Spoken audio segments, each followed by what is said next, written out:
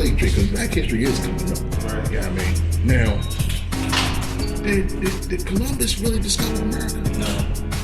I heard that the Vikings was here first. The Vikings, but the Indians was here before that. Before that was here. So, I'm trying to figure out. I'm doing more research on like, evidently the colonists evidently took over here. Yeah. And they wanted to build and grow what we got today. But my thing is this: who I hate my middle name, Christopher. He was a Spaniard though. Yeah, but he wasn't the first person to find this place like he said he was. He was a slave trader. Yeah, he was. He was also the one came here and took over and said that he helped founding the country, the U.S., by sailing over here. Well, do you believe that? Do you believe that the slaves actually came here in the sailboat on the Atlantic? I believe where they were living in and the kind of lifestyle they was living in, they had to try to flee the country, or flee the area where they was being captured at, or being enslaved on trade.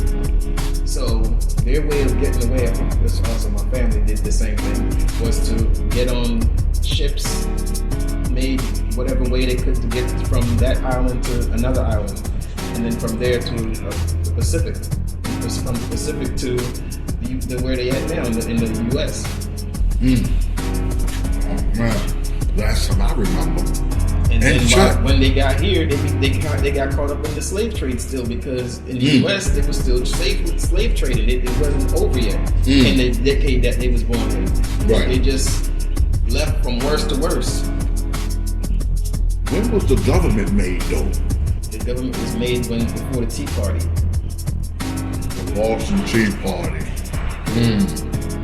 I gotta do some more research on that. That was made. I heard about that. The Boston Tea Party was created when a bunch of men, white men, decided they were going to sit down and make a rule, a law for the people.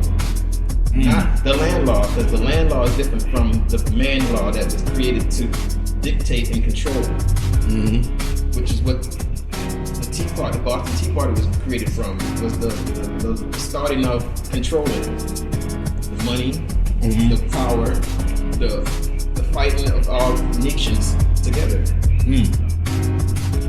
So our forefathers was the one that sat down, had this conversation, and had the conversation, and said they're gonna put it in writing, because we never put nothing in writing. The Bill of Rights and all that stuff that came to play. These are the land. These are the law of the man that they created, not the law of the land. Because the law of the land states that anything you kill is yours, versus and anything that you can control is what's yours.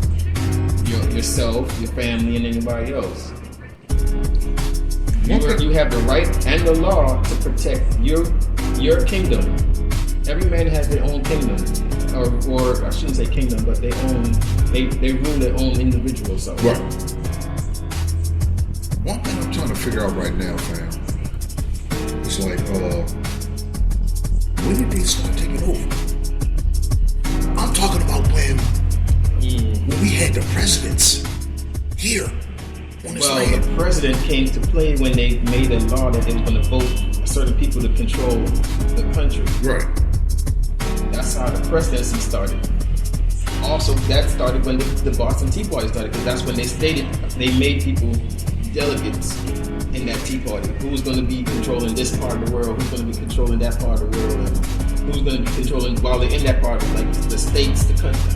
At the time it was only 30 colonies at the time, or 13 colonies at the time. So those 13 colonies had one man in each colony that was controlling that part of the world, or each part of that 13 colonies.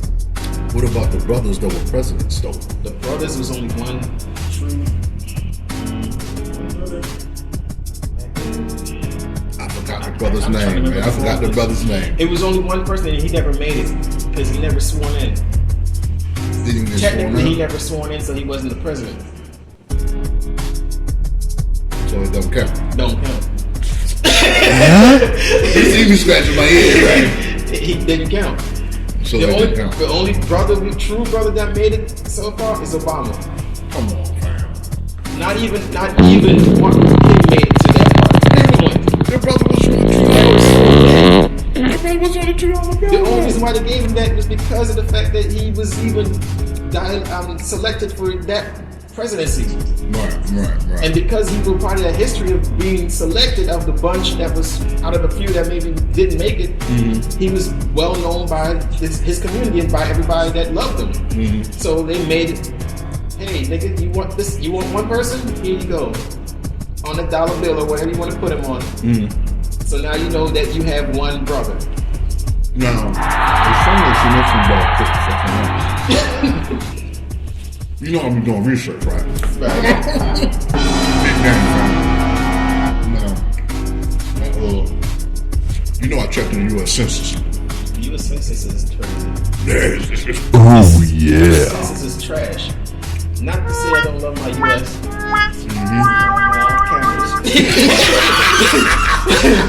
cameras. and don't need to be assassinated.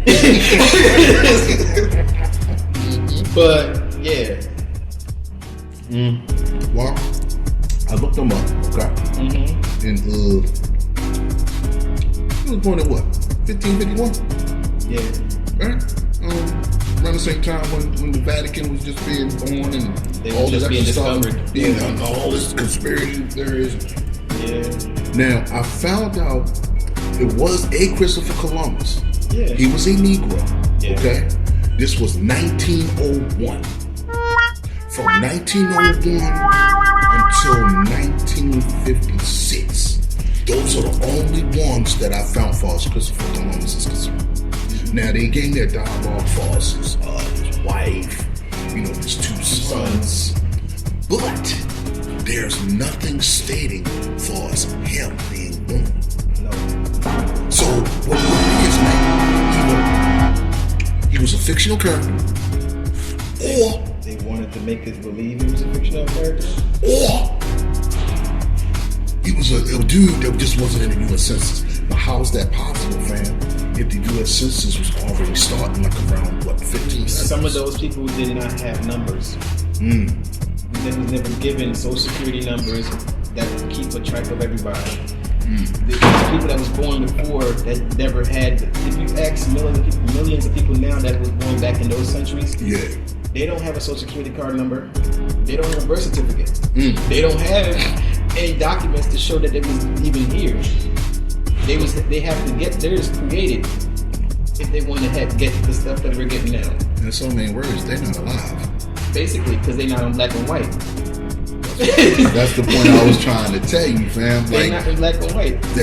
I come from a long line of family like that. Oh yeah, so basically they could do something goofy on the street. And they could get caught They up. can tell you their name is such and such, and their name ain't really such and such because there's no number, there's no name, there's no paperwork tracing back to when they was born. Right. Unless you know the exact hospital you was born in, so you can go back and ask them to give you some documents. But good luck with that because some of those places were burnt down. Right. You are not going to get that. So you're stuck being who you want to be. I'm gonna just be somebody that's already dead. There you go. And then they're gonna be like, man, you know this person already did? Oh man, I didn't know that, man. I thought that was me, man. So they can come up with anything. But I can dig it. Would you believe me if I tell you that your girl, Harriet Tubman, is not in the U.S. Census? She's not in the U.S. Census. Yes, sir. I mean, I never looked that part up, but I wouldn't put it past it because of when she was born and the stuff that was going on at that time. It was burning buildings down, burning flags, doing this, all that stuff. It was destroying places and properties and places where you would get documents to prove that it was here. I dig it. Well, can you answer this question for me? Would you date somebody like Harriet Tubman? Knowing the things I know about her or hear about her now, possibly. Possibly. Just for the label. Hey, yo. Just for the label. You'll date her just for the reputation. The rep. So you gonna use that girl? Hey, at this point, if I use her information, her name, and the amount of money that I could get right now, the amount of money and proceeds and stuff that's going on with that people are using her name for, I I'm entitled to every dollar that's on her name. Huh? I'm entitled to it. So let me guess. You're married. Knowing and not having a dollar, definitely. Would you have children with her? Hell yeah. Oh, Hell yeah. Bro. Because I'm creating a legacy. oh my goodness. I'm creating a legacy. When I'm Man. gone, they're gonna continue. They're gonna keep getting paid, and their kids gonna keep getting paid, and their kids gonna keep getting paid, and we're gonna just keep eating.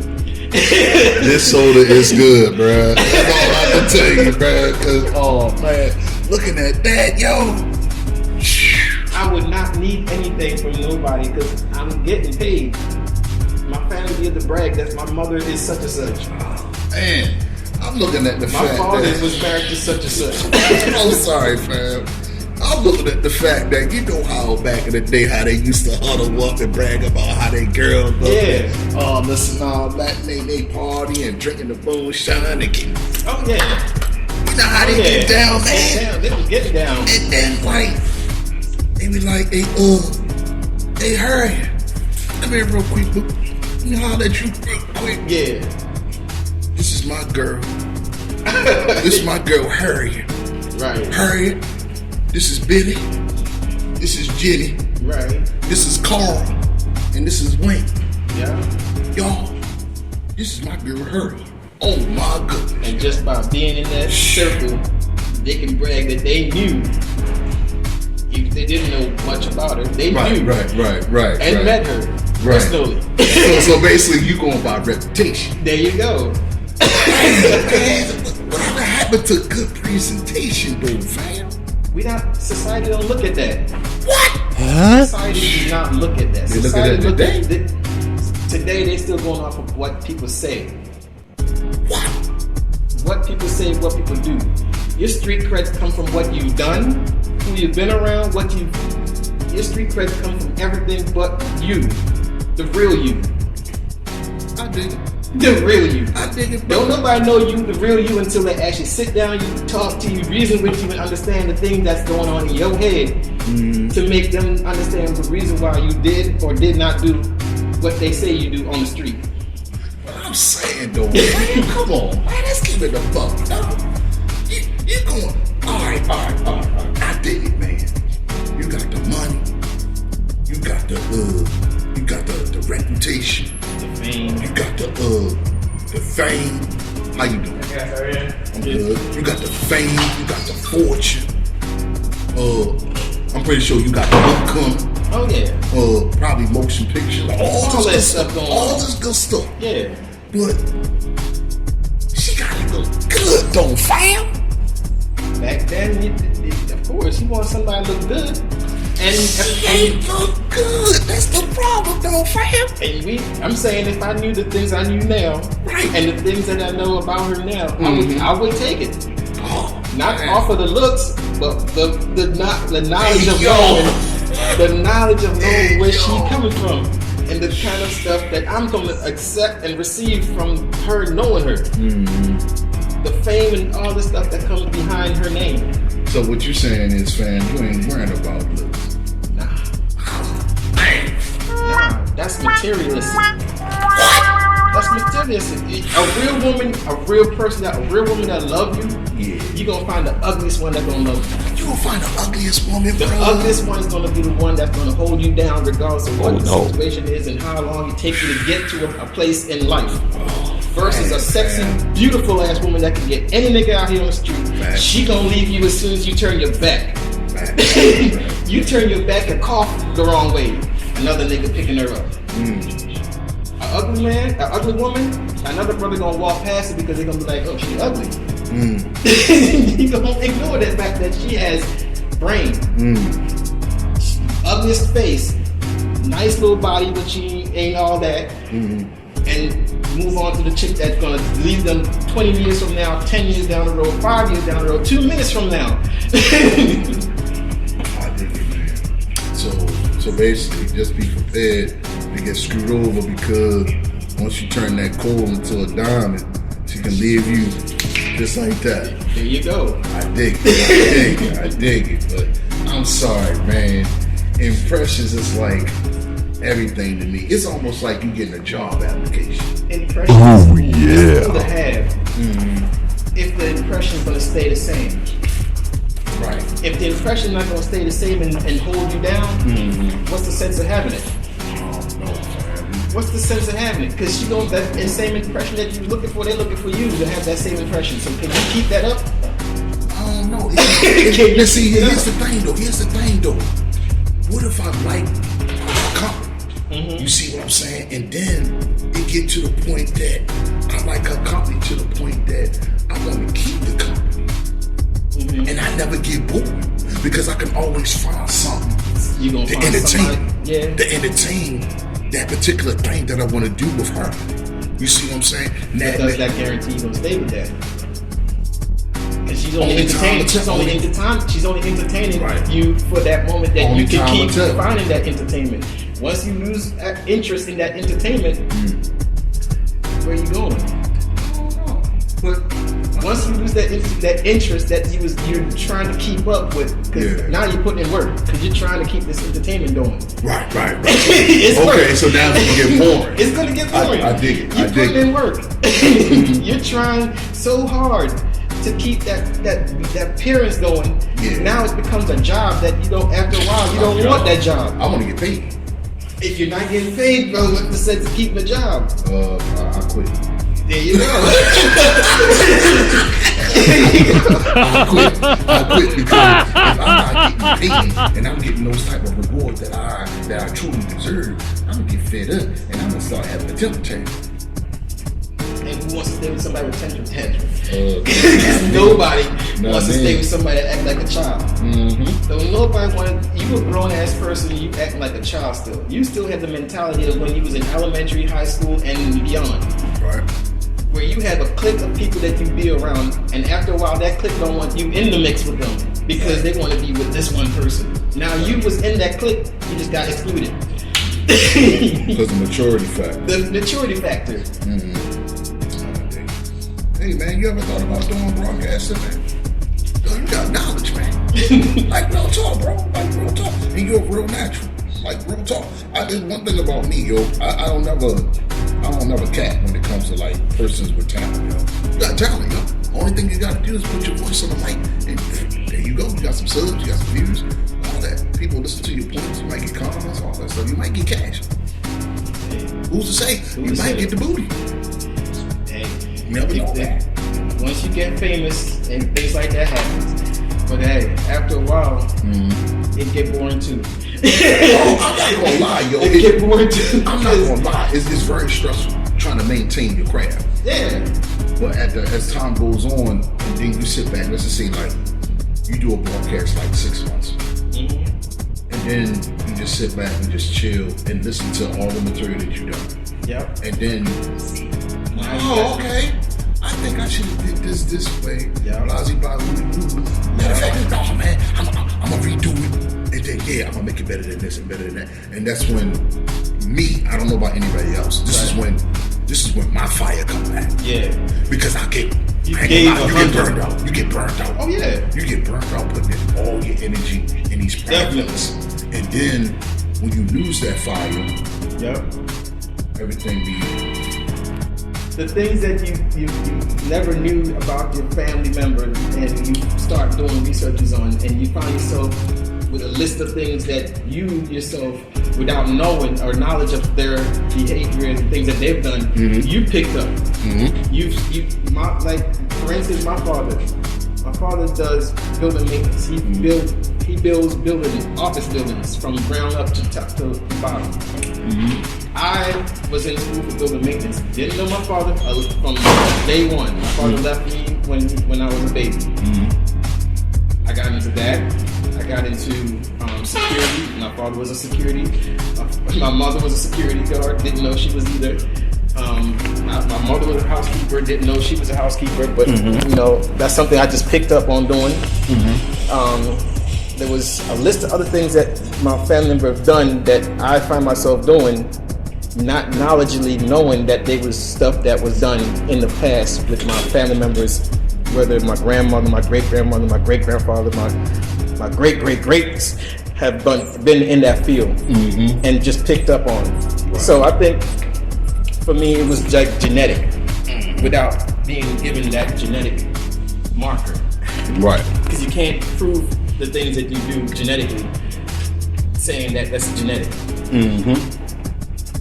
But you can find out the past family line of things that they've done and put it in your life and say, well, wow, I know how to do the same thing my mother and father do. I know how to do the same thing my great grandfather and them used to do. I know I can put things together with my eyes closed.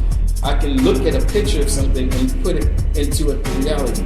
I can sit down and talk to someone and make them either feel good or bad. I can sit down and reason with somebody and we can shoot the breeze and understand each other for that moment. Versus seeing you on the street and walk past you, throw spit on you, throw a can of drink on you, whatever the case may be, instead of getting to know that person. Coming up in Jamaica, we always give respect. That's the first thing that we've taught. When you see somebody on the street, acknowledge them. You don't just walk past them and keep your head up like they don't exist. Acknowledge them because they're someone too. And they want to be acknowledged the same way you're looking for the acknowledgement. So, yeah, it was just crazy. Like I said, the things that I've found from being around older people, sitting down and listening to them, they're talking about being in the service, talking about career-wise, how you should be manage your money, how you should so much stuff, man. Yeah, it's just and the knowledge just keeps rolling and rolling and rolling. The more I sit back and think about the stuff that was told to me by people that was in the service, people that was in the slavery times, and they was telling me about the stuff when they was locked up, beaten, raped. What's up, family? How you doing? All right. Happy holiday. How was your holiday? Good. I worked. Man, but don't pay though. That was good one, man. Yeah, man. It brings tears to your eyes to think about the stuff that they went through. The Right. beatings. It's like seeing Jesus on TV and knowing that it was actually factual for your ancestors. The stuff you saw him went through and see your ancestors telling you they went through, like they had beatings, they had mules on their back, they was pulling carts and digging dirts and burying themselves in the mud just to hide from their captive, and trying to like find ways to keep their soul up because of the fact that they felt so down. They felt that they needed to go. Hello, how you doing? I'm good. Happy holidays. Thank you.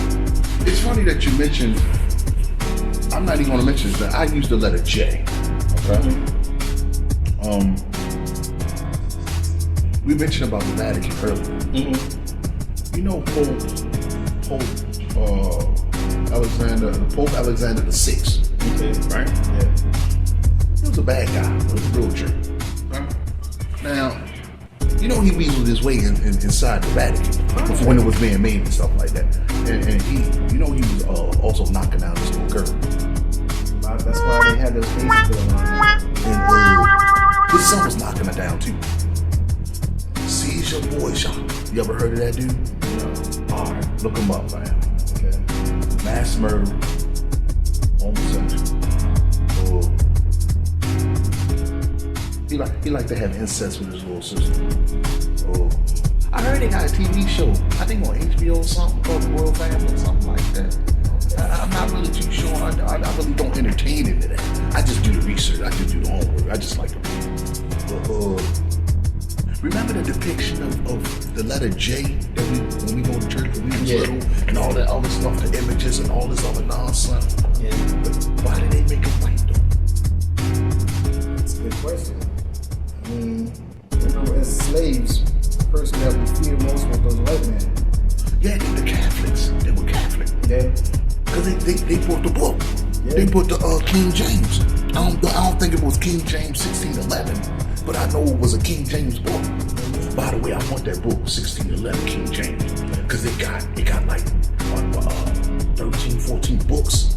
That's not in this book right here. Yeah. You see what I'm saying? They kicked it out, and then you got other books like the Book of Barnabas, the Gospel of Judas, the Book of Enoch, you got the Book of Jubilees, the Book of Giants. The list goes on and on and on, et cetera, et cetera. Right. That's not in these books.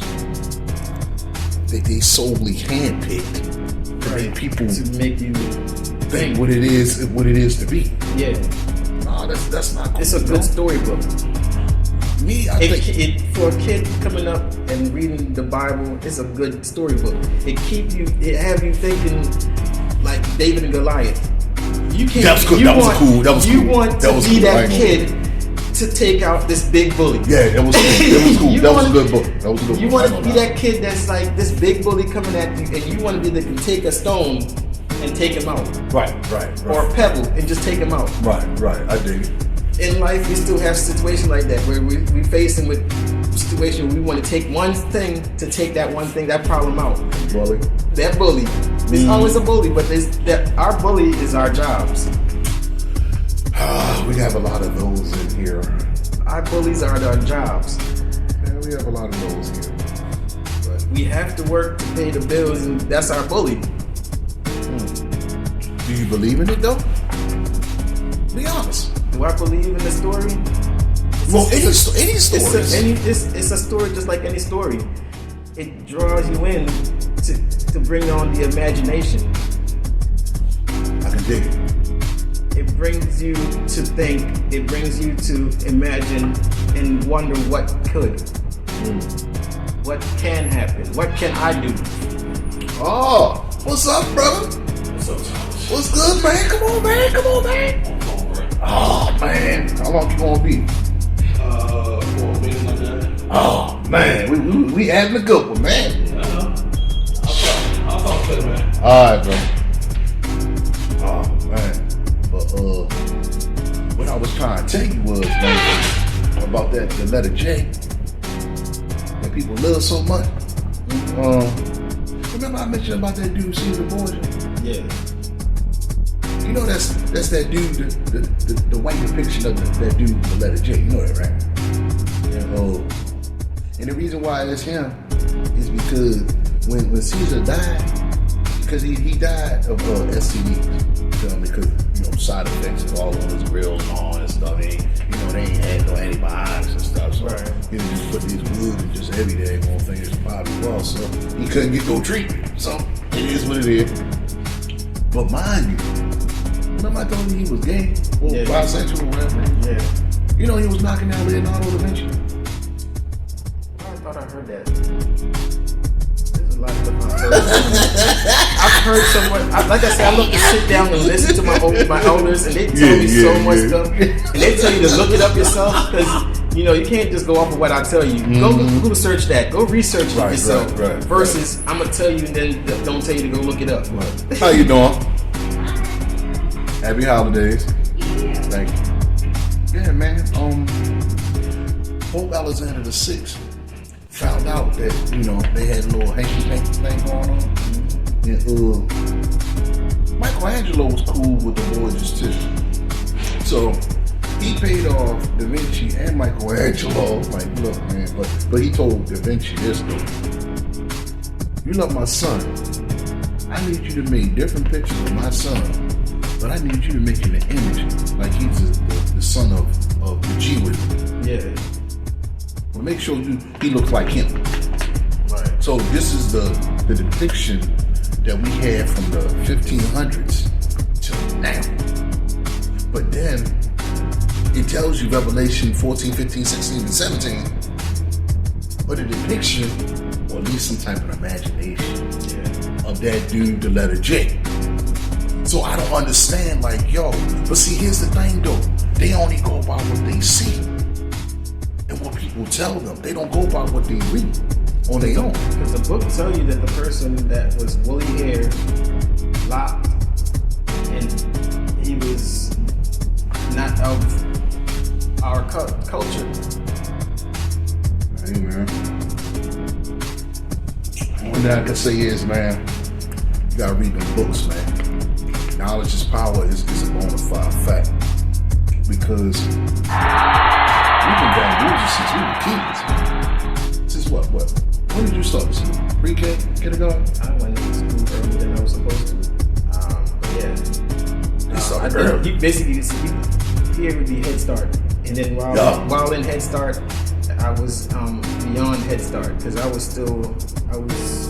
started school when I was supposed to start school at 4. I was in school at I think 2.5, 3.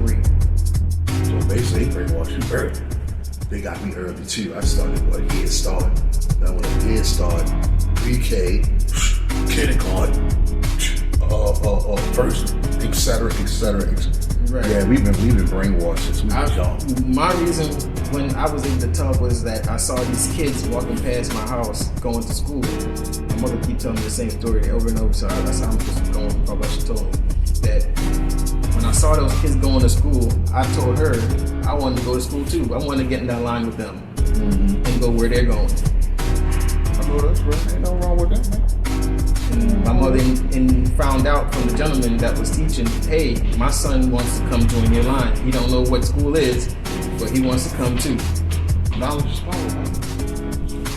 People don't realize, man, once you crack the book, that's worse than one of these things that we got.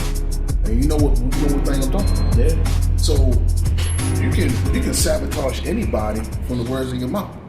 So you really don't need any weapons. Cause anything. I learned that philosophy in Buddhism.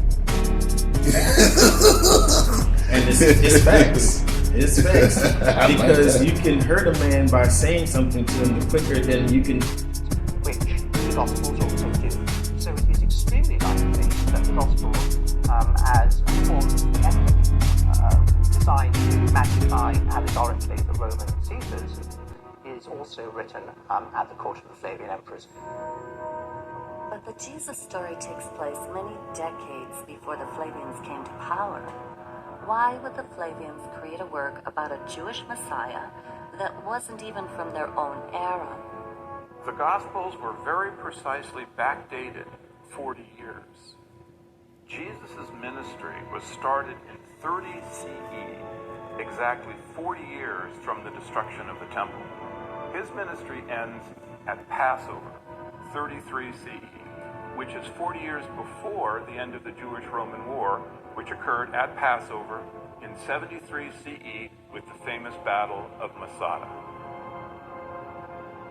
The Gospels are backdated into the period of Pontius Pilate, that is to say before the First Jewish War, which is to say in the Julio-Claudian period. But this is typical of Flavian literature. It's a Flavian technique. What they do is they backdate this story into the period of their enemies, namely the Julio-Claudians. And so generation after generation of Christians and even secular historians go hunting in the Julio-Claudian period for the origins of the Gospels. They don't really find any answers there. There are allusions in the Gospels to the destruction of the temple. The most reasonable answer to that is that these texts were written after the destruction of the temple. That is to say, in the Flavian period, after the change of dynasty. This backdating of the story of Jesus Christ, 40 years earlier from the time the Gospels may actually have been written, explains why many of the prophecies of Jesus came true within exactly 40 years. What does this all add up to? In my view, the thing that is most significant is the research by Joseph Atwell in his book Caesar's Messiah, which suggests that the Gospels were actually created as works of Roman propaganda at the end of the Roman-Jewish War under the reign of the Flavian emperors, that is Titus Caesar and Vespasian Caesar. And if you end up worshipping Jesus, what you will really end up doing is worshipping Caesar in disguise. This may have been how the Flavians finally got the Jews to worship Caesar as a god, by giving them Jesus Christ, a Messiah more to the Romans' liking. But is there any actual history to this character? Where did he really come from?